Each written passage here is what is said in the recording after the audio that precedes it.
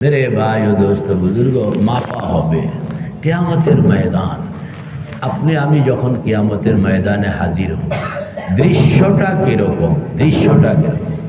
দৃশ্যটা সম্পর্কে বলা হয় পাঁচটা জিনিস। বলেন না কয়টা জিনিস?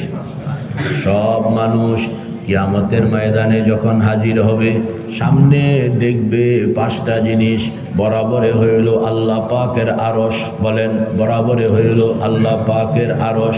আরশের ডান দিকে স্থাপন করা আছে জান্নাত, আরশের বাম দিকে স্থাপন করা আছে জাহান্নাম।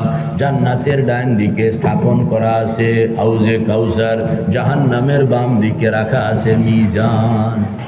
তাইলে যেই মিজানের কথা আমরা আজকে আলোচনা করতেছি, ওই মিজানটা কোন জায়গায়? হাশরের ময়দান।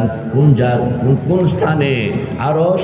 আরশের বামে হইল জাহান্নাম, জাহান্নামের বামে হইল, আপনারা কেউ মনে হয় বয়ানটা শোনেন নাই। তো আরশ, আরশের বামে হইল জাহান্নাম, জাহান্নামের বামে হইল মিজান। এটাকে আপনাকে আপনার চোখে আনতে হবে, দেখতে হবে, দৃশ্যটা দেখতে হবে। কয়টা জিনিস পাবেন সেখানে? পাঁচটা। বরাবরে হইল আল্লাহ পাকের আরশ। খুব খেয়াল করেন, আমি আবার জিজ্ঞেস করব। বরাবরে হইল আল্লাহ পাকের আরশের ডান দিকে জান্নাত, আরশের বাম দিকে জাহান্নাম, জান্নাতের ডান দিকে হাউজে কাউসার। ইন্না আ'তাইনাকাল কাউসার। পড়েন না, ইন্না আ'তাইনাকাল কাউসার। তো কাউসার শব্দটা পাইছেন নি? কোন জায়গায়? আরশ, ডাইনে জান্নাত, এরপরে হইল কাউসার, এরপরে হইল কাউসার। আবার এরকম ভাবে আরশ, আরশের বামে হইল জাহান্নাম, জাহান্নামের বামে হইল ওয়ানাদাউল মাওয়াজিনাল কিসতা লিয়াউমিল কিয়ামা। যে মিজান, এই মিজানটা হইল আরশের বামে।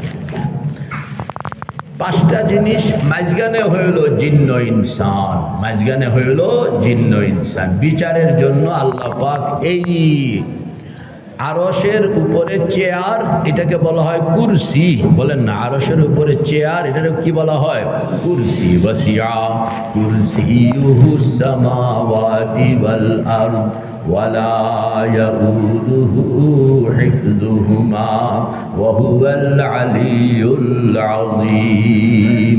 কুরসির মধ্যে বসে আল্লাহ পাক বিচার করবেন। আল্লাহু আকবার। ডান দিকে জান্নাত, জান্নাতের গেটের মধ্যে খাড়া আছে ফেরেশতারা, সুন্দর সুন্দর ফেরেশতা। গালটাও সুন্দর, নাকটাও সুন্দর, চোখটাও সুন্দর, কপালটাও সুন্দর, দাড়িটাও সুন্দর, পাগড়িটাও সুন্দর, হাসিটাও সুন্দর। তাকাইলে খালি তাকাইতেই ইচ্ছা করে। হাতের মধ্যে ফুলের মালা। বিচারে কেউ যদি জান্নাতের ফয়সালা হইল, তার গলার মধ্যে ফুলের মালাটা দিয়া তাকে নাচতে নাচতে জান্নাতের মধ্যে লইয়া যায়। আমিন বলেন না?